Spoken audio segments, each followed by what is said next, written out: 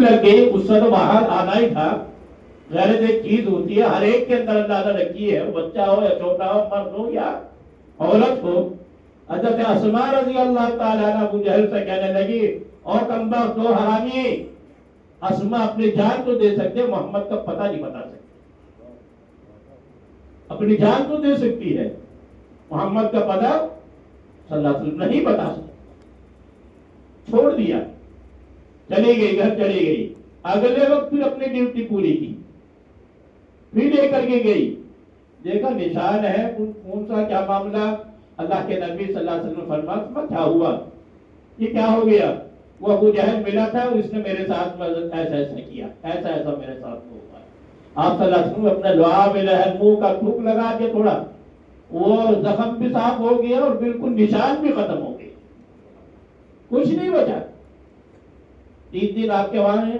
اب سوچنے کی بات یہ ہے، مجھے صرف اتنی بات بتانا ہے، واقعہ تو بہت لمبا ہے، آپ نے سنا ہوگا، پڑھا بھی ہوگا، کہ اسماء اگر اللہ کے نبی صلی اللہ علیہ وسلم کا نام بتا دیتی، پتہ بتا دیتی، تو کیا آپ کی ہجرت کامیاب ہوتی؟ آپ کی ہجرت کے کامیاب ہونے کے پیچھے ایک چھوٹی سی بچے کا کردار ہے، عورت کا کردار ہے، عورت کا کردار ہے. خود حضرت عمر رضی اللہ تعالیٰ، حضرت عمر رضی اللہ تعالیٰ کس نیت سے نکلے بھائی؟ نعوذ باللہ، اللہ کے نبی صلی اللہ علیہ وسلم قتل کرنے کی نیت سے.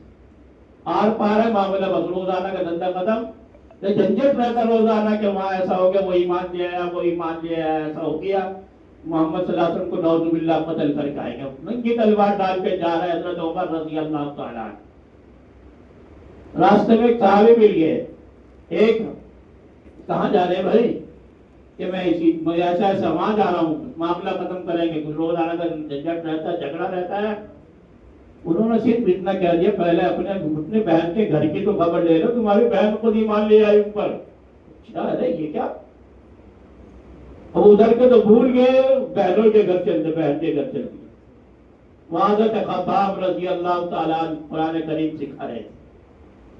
جب آہٹ سنی تو حضرت خباب تو چھپ گئے، اور بہن اور بہنوئی صاحب نے حضرت عمر رضی اللہ تعالیٰ عنہ نے اس وقت تک حضرت تو نہیں بنے تھے بھائی، اس وقت تو ایمان ہی نہیں لائے تھے. حضرت عمر رضی اللہ تعالیٰ عنہ نے بہنوں کو باندھنا شروع کیا بغیر پوچھے.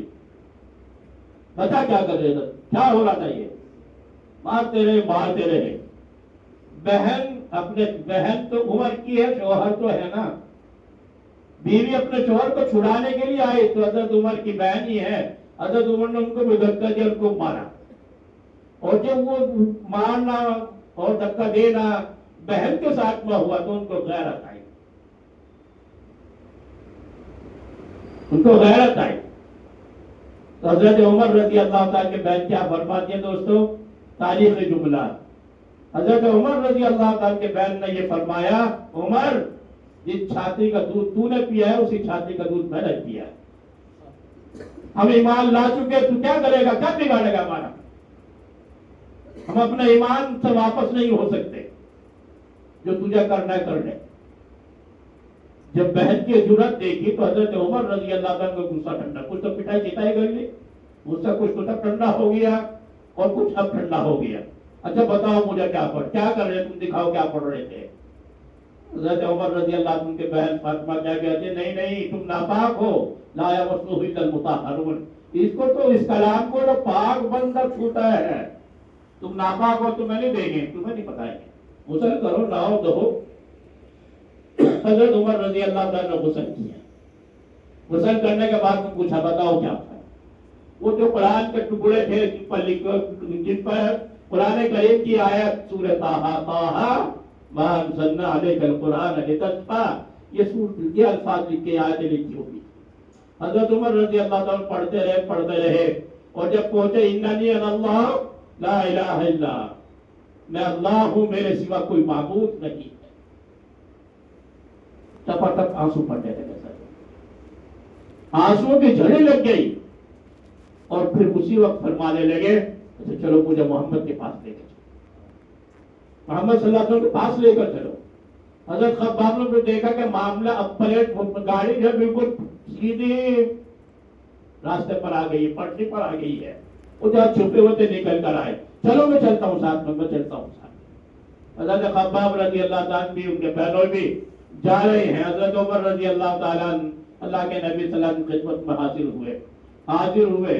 پہلے تو دیکھا صحابہ نے چونکہ چھپ کر کے دار رقم میں وہیں سب کچھ ہوتا تھا، تو دور سے عرض کرنے لگے اللہ کے نبی عمر آ رہے، عمر آ رہے، تو میں چونکہ ادب کی وجہ سے اس وقت کہہ رہا ہوں عمر آ رہا ہے، ادھر پاس ہے آپ نے شاہ فرمانے دو، سچی اور صحیح نیت سے آئے گا تو ٹھیک ہے، اور اگر اس کی نیت ہوگی تو دیکھیں گے، ڈرنا کس بات کا؟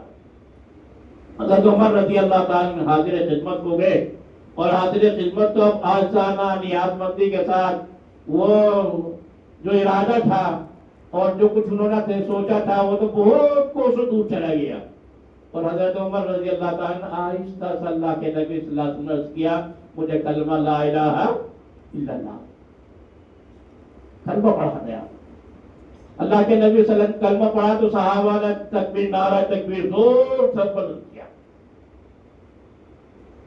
بہت زور سے، پہاڑ گونجنے لگے، ایسے لگا جیسے ایسے ہل رہے ہو۔ حضرت عمر رضی اللہ تعالیٰ عنہ ایمان کے اندر داخل ہو رہے ہیں۔ دوستو مجھے صرف اتنا عرض کرنا ہے کہ اس ایمان میں داخل ہونے کے پیچھے کس کی محنت، کس کا کردار